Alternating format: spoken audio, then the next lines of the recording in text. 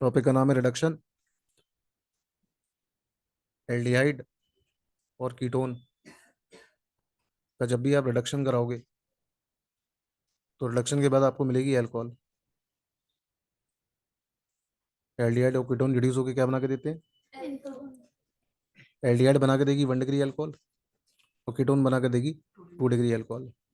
ध्यान क्या रखना, जब रिडक्शन होगा तो जो CO वाला पार्ट है, चाहे एल्डिहाइड में चाहे कीटोन में, उस पार्ट को कन्वर्ट कर देना CHOH के अंदर।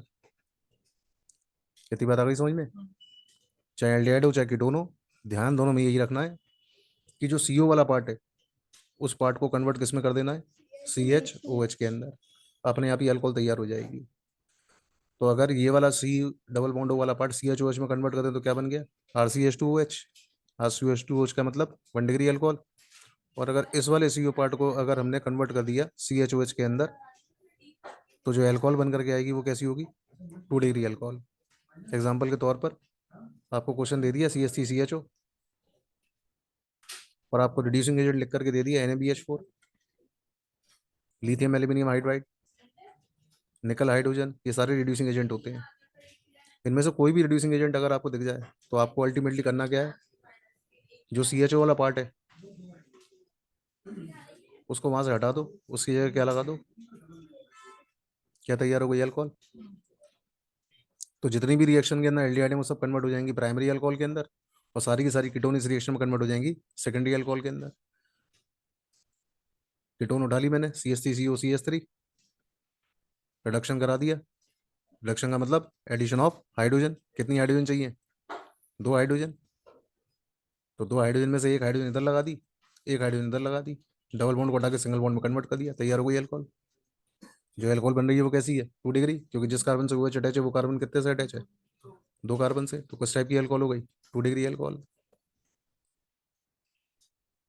ये तो हो गया रिडक्शन किसका? अल्कोहल का, एल्डिहाइड कीटोन बनाने का।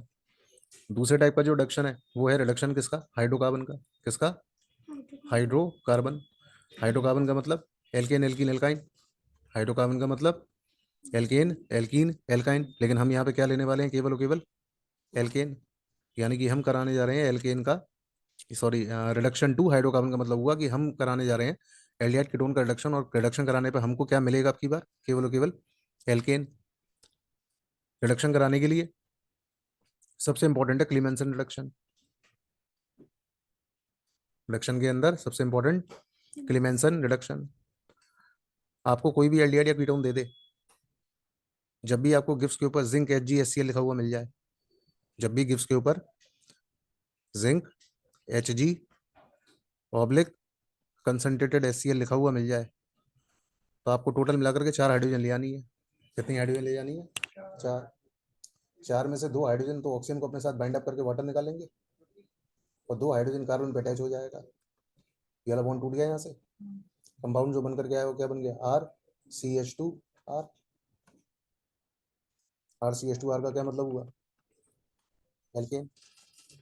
RCH2R का क्या मतलब हुआ? अब अगर यहाँ वाले R को मैं CH3 कर दूं, इसको CH3 कर दूं, तो क्या बन गई? CH3CH2CH3। CH3CH2CH3 का क्या मतलब हुआ? प्रोपेन। बात आ गई समझ में? यानी इस रिएक्शन के अंदर जब आप रिडक्शन कराएंगे तो ध्यान ये रखना कि जो CO वाला पार्ट है उस पार्ट को कन्वर्ट कर देना है केवल किसके अंदर? CH2 के अंदर। बाकी सारा आंसर सेम। क्लियर हो गई नहीं हो गई बात? इस रिएक्शन को कराने के लिए जिंक Hg और कंसनट्रेटेड HCl का इस्तेमाल करना है। किसका इस्तेमाल करना है? जिंक Hg और कंसनट्रेटेड HCl। नाम नहीं देगा आप लोगों को, नाम लिख करके नहीं देगा, आपको सिर्फ रिएजेंट दे देगा। ये तो आपको पता होना चाहिए कि जिंक Hg कंसनट्रेटेड HCl किस में इस्तेमाल होता है? क्लेमेंसन रिडक्शन के अंदर।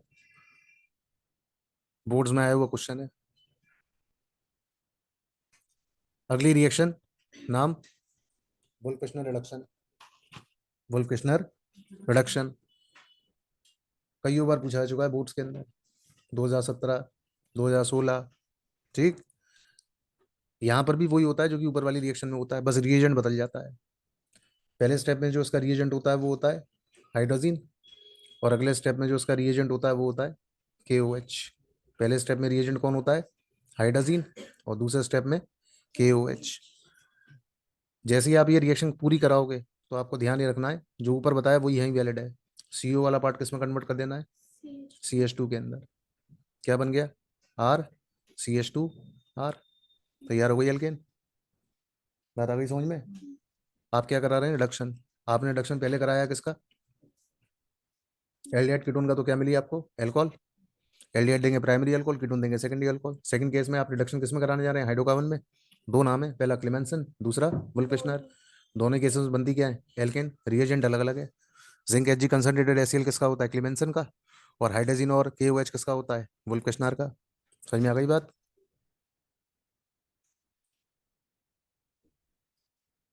अब स्टार्ट होने जा रहा है ऑक्सीडेशन।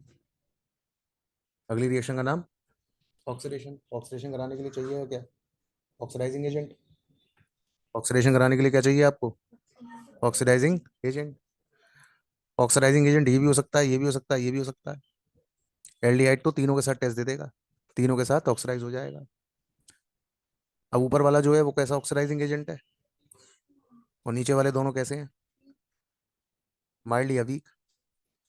तो एल्डिहाइड जो होती है, क्योंकि वो ज़्यादा रिएक्टिव है कीटोन से, तो स्ट्रॉन्ग के साथ भी ऑक्सीडाइज हो जाएगी, माइल्ड के साथ भी ऑक्सीडाइज हो जाएगी। लेकिन कीटोन जो होती है ना, वो एल्डिहाइड के कंपैरेटिव कम रिएक्टिव होती है। तो कीटोन केवल और केवल स्ट्रॉन्ग वाले के साथ ही ऑक्सीडाइज होती है, माइल्ड वाले के साथ तो कभी ऑक्सीडाइज होती ही नहीं है। वो माइल्ड वाले कौन कौन से हैं, Tollens reagent, Fehling solution. Tollens reagent और फेलिंग सोल्यूशन। इतनी बात आ गई समझ में। यानी कि एल्डिहाइड जो होते हैं वो टॉलिन्स, फेलिंग्स और सारे स्ट्रॉन्ग ऑक्सीडाइजिंग एजेंट के साथ ऑक्सीडाइज हो जाएगी। लेकिन जो कीटोन है वो केवल केवल स्ट्रॉन्ग के साथ ही ऑक्सीडाइज होगी, वीक के साथ तो कभी ऑक्सीडाइज होगी ही नहीं। कुल मिलाकर के चाहे एल्डिहाइड हो चाहे कीटोन हो, ऑक्सीडाइज जब भी होगा तो ऑक्सीडाइज होने पर बन करके आएगा क्या, कार्बोक्सिलिक एसिड। क्या बन करके आएगा, कार्बोक्सिलिक एसिड, यानी कि RCOOH। बात आ गई समझ में। यानी कि जो आपके पास कंपाउंड दिया हुआ है एल्डिहाइड या कीटोन, अगर वो स्ट्रॉन्ग के साथ गया तो वो क्या कन्वर्ट करके देगा, कार्बोक्सिलिक एसिड।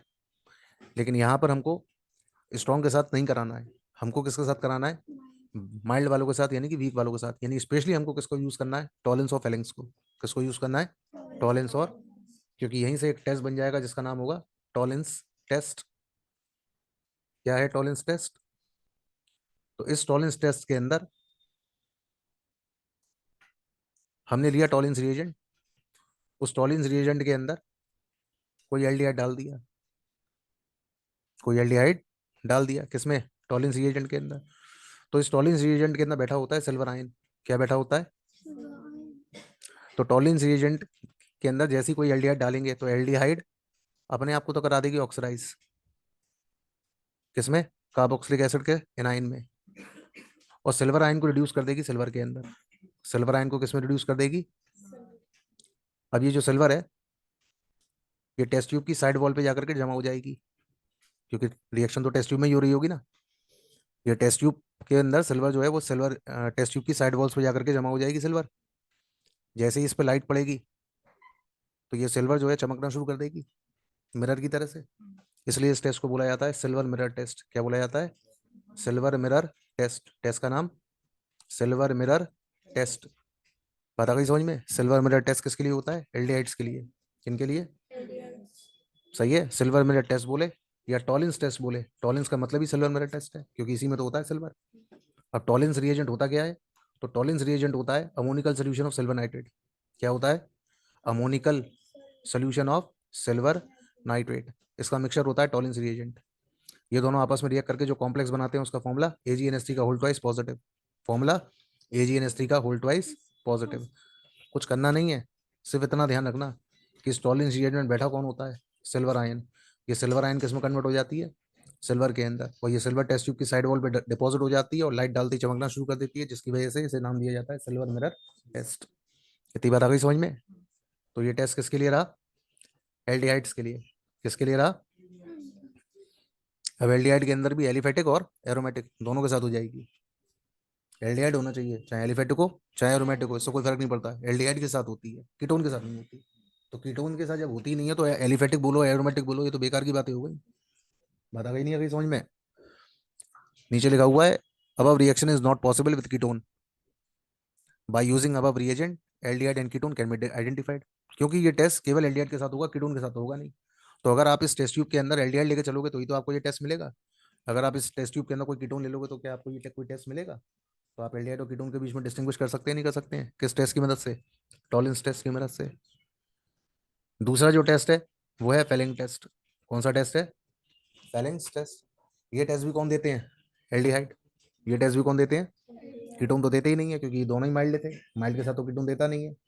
तो फेलिंग्स टेस्ट के अंदर एल्डिहाइड के साथ होती है, लेकिन एल्डिहाइड मैंने दो टाइप के बताए थे, एलिफेटिक वाले और एरोमेटिक वाले।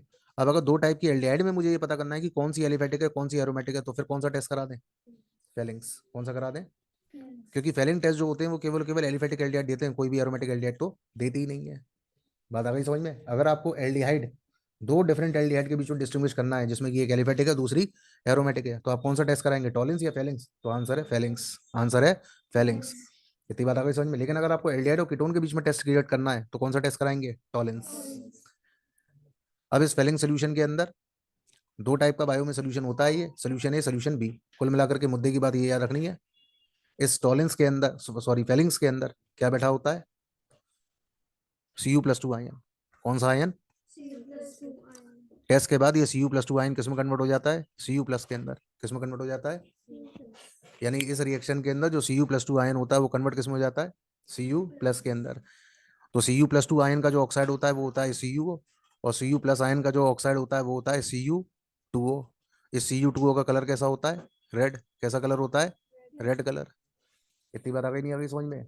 यानी इस रिएक्शन में आपको रेड कलर का, इस रिएक्शन में आपको रेड कलर का या ब्राउन कलर का पीपीटी मिलेगा। अगर आपको इस रिएक्शन के अंदर रेड ब्राउन कलर का पीपीटी मिल गया तो लिया गया कंपाउंड एक एल्डिहाइड होगा। कौन सा वाला? एलिफेटिक। कौन सा वाला?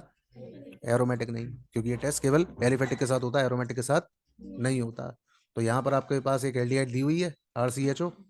इस RCHO का आपने करा दिया ऑक्सीडेशन, किसके साथ? फेलिंग्स के साथ।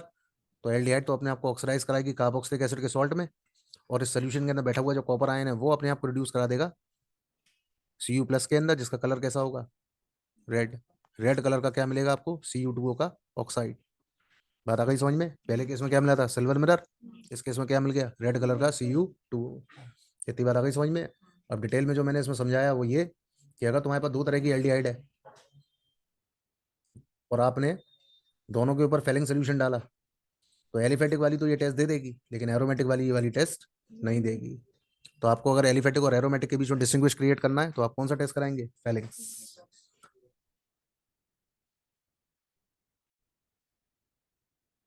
हेलोफॉर्म रिएक्शन बोल लो, आइडोफॉर्म रिएक्शन बोल लो, क्लोरोफॉर्म रिएक्शन बोल लो, ब्रोमोफॉर्म रिएक्शन बोल लो, एक ही बात है। चलन में कौन सा नाम है? हाईली इंपॉर्टेंट है ये रिएक्शन। जनरली मिथाइल कीटोन्स देते हैं। कौन देते हैं? Methyl ketone. यानी कि आप कराने जा रहे हैं ऑक्सीडेशन किसका? मिथाइल कीटोन का। तो ये रहा मिथाइल, ये रहा कीटोन। बता गई समझ में? इस रिएक्शन के अंदर जब भी कोई मिथाइल कीटोन आप लोगे और उसकी रिएक्शन NaOH और किसी हेलोजन के साथ कराओगे, वो हेलोजन क्लोरीन भी हो सकती है, ब्रोमीन भी हो सकती है, आयोडीन भी हो सकती है। तो NaOH के साथ Cl2 लिखाओ, या NaOH के साथ Br2 लिखाओ, या NaOH के साथ I2 लिखाओ। ये दोनों आपस में रिएक्ट करके बना के देंगे NaOX। क्या बना के देंगे? X Cl Br I में से कुछ भी समझो। अब X को हटा दो, Cl लगा दो, क्या लिखा हुआ हो गया? NaOCl। X हटा दो, Br लगा दो, क्या हो गया? NaOBr। X हटा दो, I लगा दो, क्या लिखा हुआ हो गया? NaOI। इन तीनों में से कुछ भी लिखा हुआ मिल जाए तुमको, इन तीनों में से कुछ भी लिखा हुआ मिल जाए तुमको, जनरली तो आई होना चाहिए। क्या होना चाहिए? आई। तो अगर वो XI है और किसी भी तरह के मिथाइल कीटोन के साथ ये लिखा हुआ है, तो इतनी सी बात याद रखनी है कि जो ये वाला पार्ट है CO के बराबर वाला CH3 वाला पार्ट, उसको कन्वर्ट कर लेना है CHI3 के अंदर। किसके अंदर? और बचे हुए पार्ट को कन्वर्ट कर लेना है सोडियम सॉल्ट के अंदर। किसके अंदर? सोडियम सॉल्ट के अंदर। जो CHI3 का कंपाउंड मिल रहा है, इस कंपाउंड को बोलेंगे आइडोफॉर्म। क्या बोलेंगे? टेस्ट का नाम होता है आइडोफॉर्म टेस्ट। टेस्ट का नाम होता है very very and very important, the test is known as iodoform test. ये टेस्ट केवल वही एल्डिहाइड कीटोन्स देते हैं जिन एल्डिहाइड कीटोन के अंदर CH3CO ग्रुप आ जाए। ये टेस्ट केवल वही एल्डिहाइड कीटोन्स देते हैं जिन एल्डिहाइड कीटोन्स के अंदर CH3CO ग्रुप आ जाए। जब भी किसी एल्डिहाइड कीटोन की आप रिएक्शन कराओगे NaOH/I2 के साथ या NaOI के साथ, तो इस रिएक्शन के अंदर आपको येलो कलर का पीपीटी किसका मिलेगा? आयोडोफॉर्म का। किसका मिलेगा? आयोडोफॉर्म का फॉर्मूला CH I3। आयोडोफॉर्म का फॉर्मूला, मान लो कि आप NaOI की जगह NaOCl के साथ करा रहे हैं तो ऑब्वियसली बात है, यहाँ से आई हट जाएगा, Cl आ जाएगा, क्या मिल गया? CHCl3। क्या बोलते हैं इसको? क्लोरोफॉर्म। क्या बोलते हैं? और अगर यही रिएक्शन आप NaOBr के साथ करा देंगे तो अल्टीमेटली यहाँ से Cl हट जाएगा, आपकी बार Br आ जाएगा, क्या बन गया? CHBr3। क्या बोलेंगे इसे? ब्रोमोफॉर्म। क्या बोलेंगे? तो ऊपर वाला आइडोफॉर्म है, ये वाला क्लोरोफॉर्म है, नीचे वाला ब्रोमोफॉर्म है। इतनी बात आ गई समझ में? कुल मिलाकर के रिएक्शन कौन सी है? हेलोफॉर्म। रिएक्शन का नाम क्या है? क्योंकि हेलोजन तो क्लोरीन, ब्रोमीन, आयोडीन कुछ भी हो सकती है। समझ में आ गई नहीं आ गई बात? Reaction is known as haloform reaction.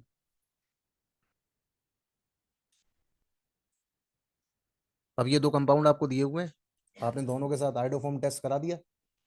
आपसे सिर्फ इतना पूछा जा रहा है कौन देगा नहीं देगा। ऊपर वाला कंपाउंड तो एल्कोहल है और नीचे वाला कंपाउंड एक कीटोन है। चेक करना है कीटोन के अंदर कौन सा ग्रुप, CH3CO ग्रुप दिखाई दे रहा है। अगर ये वाला ग्रुप है तो ये वाला कंपाउंड टेस्ट दे देगा, यानी आइडोफॉर्म का पीपीटी मिल जाएगा। तो ये वाला कंपाउंड तो दे देगा। ऊपर वाले कंपाउंड में चेक करो, ऊपर वाला कंपाउंड एल्डेहाइड कीटोन तो है नहीं है, वो तो अल्कोहल है। ये टेस्ट अल्कोहल भी देती है, ये टेस्ट। लेकिन कंडीशन ये है कि अल्कोहल को अगर ये टेस्ट देना है तो अल्कोहल में कौन सा ग्रुप होना चाहिए? CH3CHOH group. कौन सा ग्रुप होना चाहिए? जिन अल्कोहल में CH3CHOH ग्रुप होता है केवल वही NaOI के साथ रिएक्ट करके आयोडोफॉर्म का येलो पीपीटी बना देती है। कितनी बात आ गई समझ में? इसका मतलब ये टेस्ट अल्कोहल भी देती है और एल्डिहाइड कीटोन भी देती है। अल्कोहल में क्या छांटना होता है? CH3CHOH group. और एल्डिहाइड कीटोन में क्या छांटना होता है? CH3CO group. Next reaction, condensation reaction, highly important. Next reaction is condensation reaction. Condensation reaction के अंदर सबसे पहला aldol condensation. Number one, aldol condensation. Aldol condensation के लिए सबसे इंपॉर्टेंट कंडीशन, ये रिएक्शन केवल उन्हीं एल्डिहाइड कीटोन के साथ होगा जिनमें कि अल्फा हाइड्रोजन प्रेजेंट है, जिनमें कि अल्फा हाइड्रोजन प्रेजेंट है।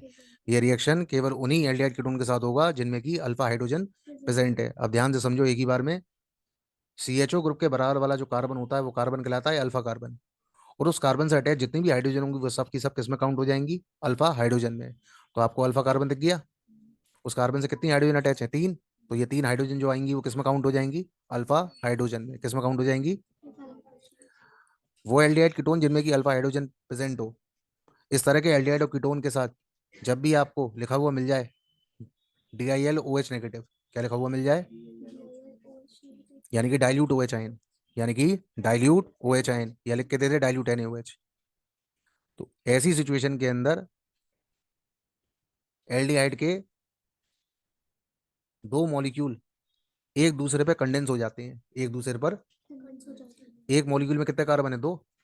तो 2 मॉलिक्यूल में कितने कार्बन हो गए? 4। तो कंडेंस होने पर जो 4 कार्बन का कंपाउंड बनेगा, कंडेंस होने पर जो 4 कार्बन का कंपाउंड बनेगा उस कंपाउंड को बोलते हैं बीटा हाइड्रोक्सी एल्डिहाइड। क्या बोलते हैं? Beta hydroxy aldehyde. इस तरह के बीटा हाइड्रोक्सी एल्डिहाइड वाले जितने भी कंपाउंड हैं, इन कंपाउंड्स को अगर हम हीट करेंगे तो अल्फा से H निकल करके बीटा की OH के साथ कंबाइन करके क्या बना लेगी? वाटर। क्या बना लेगी? और जैसे ही वाटर निकल जाएगा तो कार्बन कार्बन के बीच में क्या आ जाएगा? Double bond. तो जैसे ही कार्बन कार्बन के बीच में डबल बॉन्ड आएगा तो जो कंपाउंड बन करके आएगा उस कंपाउंड को बोलेंगे अल्फा बीटा अनसैचुरेटेड एल्डिहाइड। क्या बोलेंगे? Alpha beta unsaturated aldehyde. कितनी बात आ गई समझ में? एल्डोल कंडेंसेशन अगर डिफाइन करने के लिए आया तो आपको डिफाइन कैसे करना पड़ेगा? दोज एल्डिहाइड्स और ketones that contain alpha hydrogen on treated with dilute NaOH or KOH gives beta hydroxyaldehyde or beta hydroxyketone, which on further heating gives alpha beta unsaturated aldehyde or alpha beta unsaturated ketones. The reaction is known as aldol condensation. इतनी बात आ गई समझ में? With definition with reaction. Reaction तो highly important है, definition भूल भी जाओ तो कोई फर्क नहीं, एटलीस्ट रिएक्शन तो पूरी देनी ही है। अब इस रिएक्शन के अंदर ट्रिक लगा करके बनाना कैसा है कंपाउंड, तो उसे समझो। आपको यहाँ पर 2 एल्डिहाइड दे दी। एल्डोल अगर कराना है तो कंडीशन क्या है? अल्फा हाइड्रोजन मैंडेटरी है, अल्फा हाइड्रोजन मैंडेटरी है। आपको CHO के बराबर में कार्बन दिख रहा है, वो कार्बन कैसा हो गया? Alpha carbon. हो गया नहीं हो गया? इस वाले कार्बन पे कितनी हाइड्रोजन है? 3। दूसरा जो एल्डिहाइड है उसमें भी अल्फा हाइड्रोजन है क्योंकि अल्फा कार्बन ये रहा। अब आप क्या करोगे? एक एल्डिहाइड का ऑक्सीजन इसकी दोनों हाइड्रोजन के साथ कंबाइन करके क्या निकाल दोगे? वाटर। जैसे ही आप यहाँ से वाटर एलिमिनेट कराओगे तो इस वाले कार्बन और इस वाले कार्बन के बीच में क्या आ जाएगा, डबल बॉन्ड आ जाएगा। आंसर आ गया। बात आ गई नहीं आ गई समझ में? कराना क्या है पूरी रिएक्शन के अंदर, दो एल्डिहाइड आपको दे देगा, दो एल्डिहाइड में से एक का ऑक्सीजन और दूसरे की दोनों हाइड्रोजन कंबाइन करके क्या निकाल दोगे, वाटर, और दोनों को आपस में अटैच कर दोगे, जो कंपाउंड आ गया तैयार होकर के उसे बोलेंगे अल्फा बीटा अनसैचुरेटेड एल्डिहाइड। इतनी बात आ गई समझ में? तो जब भी आप एल्डिहाइड की डाइल्यूट NaOH के साथ रिएक्शन कराओगे तो आपको क्या मिलेगा, बीटा हाइड्रोक्सी एल्डिहाइड। इसे बोलते हैं एल्डोल रिएक्शन। और इस तरह की एल्डिहाइड को अगर डाइल्यूट NaOH के साथ पहले स्टेप में और अगले स्टेप में कर दिया हीट, तो आपको सीधा क्या मिल जाएगा, अल्फा बीटा अनसैचुरेटेड एल्डिहाइड। तब पूरी रिएक्शन को नाम देंगे एल्डोल कंडेंसेशन। बात आ गई समझ में? तो एल्डोल रिएक्शन बोले तो ऊपर वाली डेफिनेशन, कंडेंसेशन बोले तो नीचे वाली रिएक्शन। समझ में आ गई नहीं आ गई बात?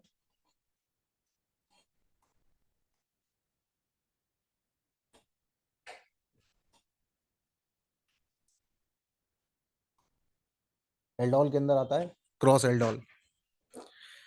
ऊपर जो मैंने एल्डोल कंडेंसेशन कराया, अगर उसमें हमने दो मॉलिक्यूल ले रहे हैं और वो दोनों मॉलिक्यूल एक जैसे ही हैं तो उसे बोलेंगे सेल्फ एल्डोल। क्या बोलेंगे? लेकिन अगर हम दो एल्डिहाइड ले रहे हैं लेकिन दोनों के अंदर कार्बन के नंबर सेम नहीं है, इसमें कितने कार्बन है, 3, और इसमें कितने कार्बन है, 2, ये दो अलग अलग कंपाउंड हो गए।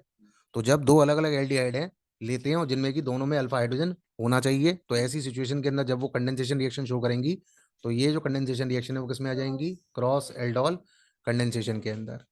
इतनी बात आ गई नहीं आ गई समझ में?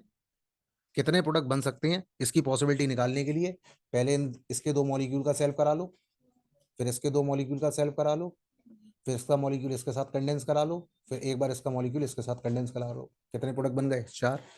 कितने प्रोडक्ट बन गए, तो दो प्रोडक्ट तो बने सेल्फ एल्डोल से और दो प्रोडक्ट किससे बन जाएंगे, क्रॉस एल्डोल से। तो टोटल मिला के कितने प्रोडक्ट हो गए, 4 प्रोडक्ट। दो आपको मिलेंगे सेल्फ से और दो मिलेंगे क्रॉस से। बात आ गई समझ में? क्वेश्चन के अंदर आपसे डायरेक्ट कह रहा है, आपको कंपाउंड दे दिया ये वाला, इस कंपाउंड की इसके साथ रिएक्शन करानी है, प्रोडक्ट बताना है क्या बन रहा है। क्या लिखा हुआ है क्वेश्चन के अंदर, डाइल्यूट OH नेगेटिव। कौन सी रिएक्शन, एल्डोल। कौन सी रिएक्शन, एल्डोल रिएक्शन। अब एल्डोल रिएक्शन करानी है, इसमें तो अल्फा हाइड्रोजन है ही नहीं है, लेकिन अल्फा हाइड्रोजन इसके अंदर तो है, CO के बराबर वाला कार्बन है। अब आप क्या करोगे, इसका ये वाला ऑक्सीजन और उसकी दोनों हाइड्रोजन यहाँ से बाहर निकाल लोगे और इस वाले पार्ट को इस वाले पार्ट के साथ अटैच कर दोगे, जो आ जाए वो इसका आंसर। अरेंज करने का तरीका देखो नीचे, ये वाला कंपाउंड यहाँ लिखा हुआ है, बेंजीन को शॉर्ट में क्या कर दो, PH, फिनाइल ग्रुप।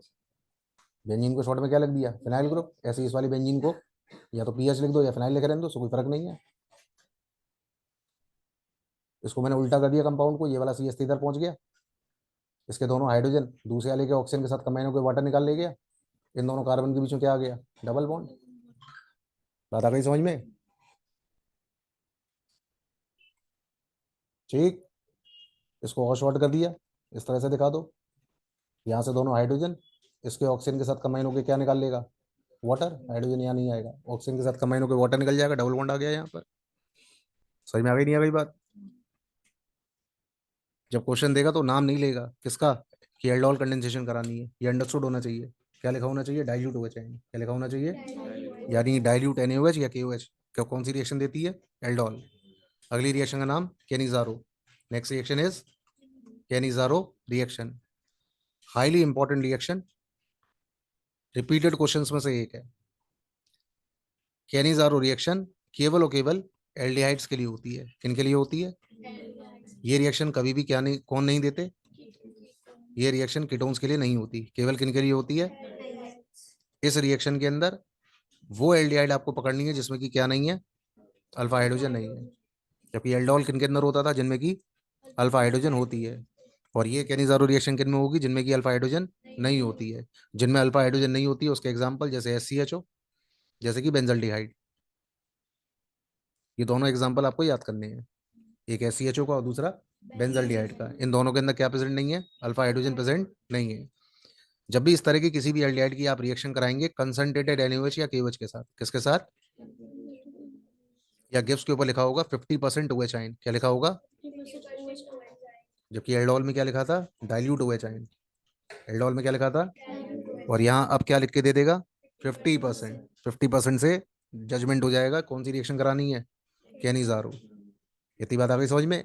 जब आप ये रिएक्शन कराओगे तो इस रिएक्शन के अंदर सिंपल बात जो याद रखनी है वो ये कि इस तरह की एल्डिहाइड के दो मॉलिक्यूल, इस तरह की एल्डिहाइड के दो मॉलिक्यूल में से एक मॉलिक्यूल तो अपने आप को रिड्यूस कराता है किसके अंदर, अल्कोहल के अंदर, और दूसरा मॉलिक्यूल अपने आप को ऑक्सीडाइज कराता है किसके अंदर, कार्बोक्सिलिक एसिड के सॉल्ट के अंदर। इतनी बात आ गई समझ में। तो यहाँ पर आपके पास कितने एल्डिहाइड हैं, दो, ठीक। कंसंट्रेटेड NaOH या KOH लिखा हुआ है, दो में से एक मॉलिक्यूल को क्या करा दो, ऑक्सीडाइज किसके अंदर, एसिड के अंदर, उसका सॉल्ट बना लो, SCOONA या SCOO के, पोटेशियम लगा लो या सोडियम लगा लो, ये तो तैयार हो गया इसका पोटेशियम सॉल्ट। और दूसरा मॉलिक्यूल जो है उसको रिड्यूस करा लो, तो एल्डिहाइड के रिडक्शन से क्या मिलती है, अल्कोहल। तो इसका जैसे ही हमने रिडक्शन कराया तो रिडक्शन कराने पे क्या मिल गई, मिथाइल अल्कोहल CH3OH। जब एक ही कंपाउंड अपना ऑक्सीडेशन रिडक्शन दोनों करा दे तो इस तरह की जो रिएक्शन है वो कहलाती है डिसप्रपोर्शनेशन। क्या कहलाती है। तो केमिस्ट्री के अंदर कनाइजारो रिएक्शन किस कैटेगरी में आती है, डिसप्रपोर्शनेशन के अंदर आती है, जिसमें कि दो में से एक मॉलिक्यूल अपने आप को कराता है ऑक्सीडाइज और एक मॉलिक्यूल कराता है अपने आप को रिड्यूस। ऑक्सीडाइज करा के क्या तैयार होती है, कार्बोक्सिलिक एसिड का सॉल्ट, और रिड्यूस करा के क्या तैयार होती है, एल्कोहल। इतनी बात आ गई नहीं आ गई समझ में।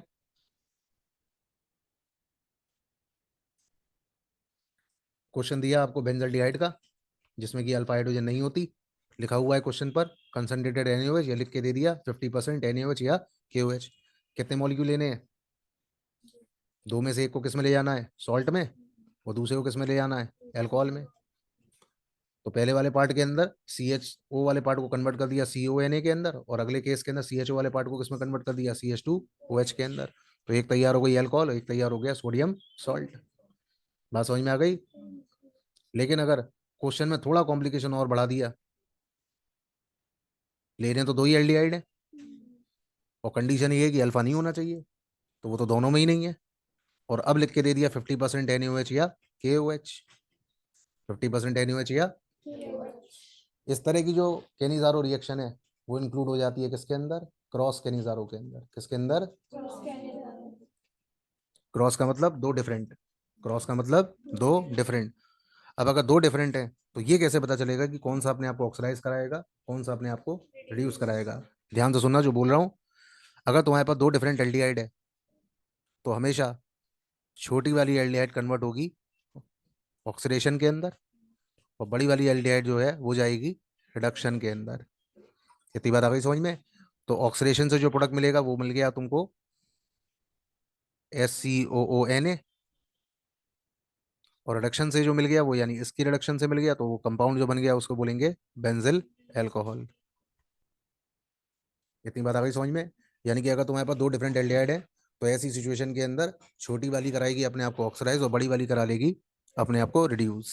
The reaction is known as cross Cannizzaro, ultimately Cannizzaro reaction. At last electrophilic reaction of the benzene ring, the reaction is electrophilic substitution reaction. जब भी बेंजीन के ऊपर तुम्हें CHO ग्रुप लिखा हुआ मिल जाए तो किसी भी तरह का इलेक्ट्रोफाइल, किसी भी तरह का इलेक्ट्रोफाइल केवल थर्ड नंबर पर ही आके लगेगा। कौन सा नंबर पर आके लगेगा, तो CHO का नंबर हो गया 1, ये वाला कार्बन हो गया सेकंड, ये वाला थर्ड, तो आने वाला कोई भी इलेक्ट्रोफाइल सीधा कहाँ भागेगा, थर्ड नंबर पर। जैसे कि आपने नाइट्रेशन करा दिया तो NO2 ग्रुप कहाँ के लगेगा, थर्ड नंबर। थर्ड नंबर क्या कहलाता है, मेटा पोजीशन। क्या कहलाता है, इसलिए CHO ग्रुप कैसा ग्रुप होता है, मेटा डायरेक्टिंग। कैसा होता है, यानी आने वाले किसी भी इलेक्ट्रोफाइल को कहाँ भेजेगा, मेटा पोजीशन पर। इतनी बात आ गई समझ में।